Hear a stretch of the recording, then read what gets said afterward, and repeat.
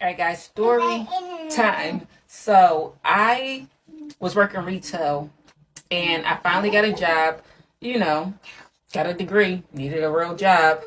I mean, not saying retail's not a real job, but you guys know what I mean. You okay? You okay? Are you okay, mamas? Well, all right.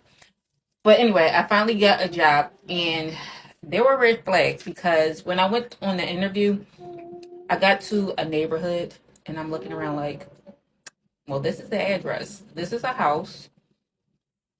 Do I go in? Bum, bum, bum. Um, I went in.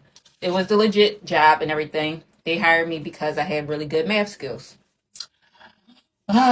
Well, 3 months later, I quit.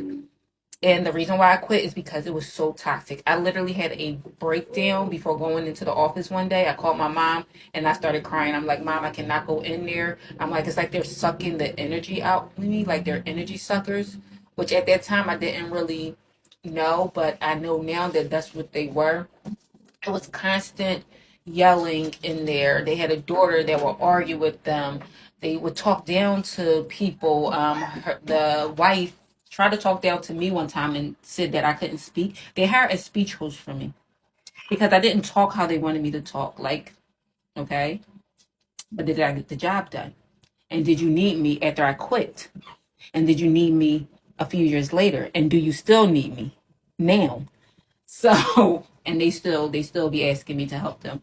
Um, Moral of the story is I decided to get out of there because my mental was going to be messed up.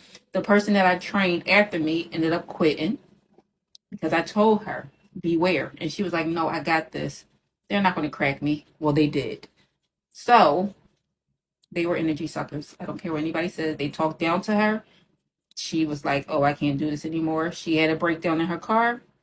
Same thing that happened to me. She got out of there. So I'm just saying.